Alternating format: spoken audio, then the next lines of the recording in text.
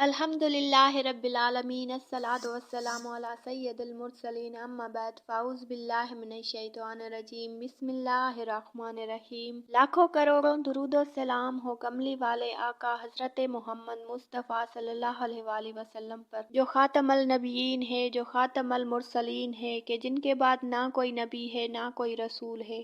لاکھوں کروڑوں درود و سلام ہو اہل بیت پر۔ السلام علیکم ناظرین، بی بی پارسا ذائق چینل میں آپ سبھی کو خوش آمدید۔ آج میں آپ تمام لوگوں کے لیے شب معراج کا ایک ایسا خاص وظیفہ لے کر آئی ہوں جسے پڑھتے ہی دولت آپ کے گھر کا دروازہ خود کھٹکھٹائے گی۔ یہ وظیفہ، یہ عمل کرنے سے انشاءاللہ تعالی غربت آپ کے گھر میں کبھی نہیں آئے گی، آپ کے گھر میں برکت ہی برکت ہوگی۔ یہ ایسا مجرب اور پاورفل وظیفہ ہے ناظرین، یہ وظیفہ آپ کو زندگی میں سکون اور برکت کا باعث بنے گا، آپ کے لیے آپ کی جائز حاجات کو پورا کرے گا انشاءاللہ تعالی۔ آپ کے مال و دولت میں بہت ہی زیادہ برکت ہوگی انشاءاللہ تعالی۔ اللہ تبارک و تعالی کے حکم سے جو بھی مانگو گے اللہ تبارک و تعالی سے وہ ضرور ملے گا۔ آپ کے گھر میں بڑی سے بڑی پریشانیاں اور مشکلات حل ہو جائیں گی انشاءاللہ تعالی۔ یہ شب معراج کا خاص الخاص وظیفہ ہے ناظرین۔ یہ وظیفہ آپ کی زندگی میں سکون اور برکت کا باعث بنے گا، آپ کی جائز حاجات کو پورا کرے گا۔ اللہ تبارک و تعالی آپ کو مال و دولت عطا فرمائے گا انشاءاللہ۔ اللہ تبارک و تعالی سے جو بھی مانگو گے ملے گا، آپ کی زندگی میں جو بھی پریشانیاں، بڑی سے بڑی مشکلات وہ حل ہو جائیں گی۔ اس وظیفے کو تسلی کے ساتھ پڑھیے، اللہ کی یاد میں بے پناہ سکون ہے، اس لیے صرف اور صرف سکون کے ساتھ اور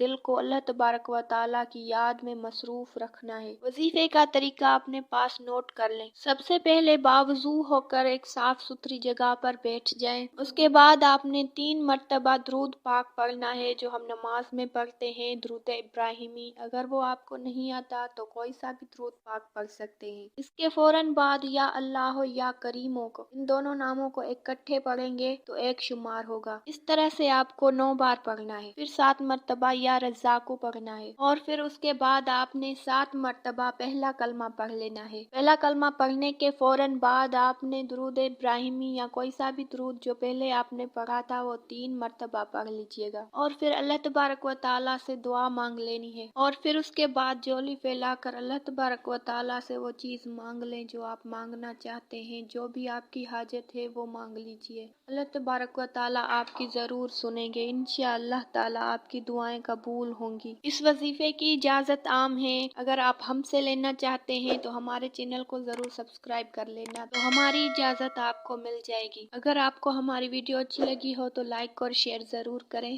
جزاک اللہ ہو۔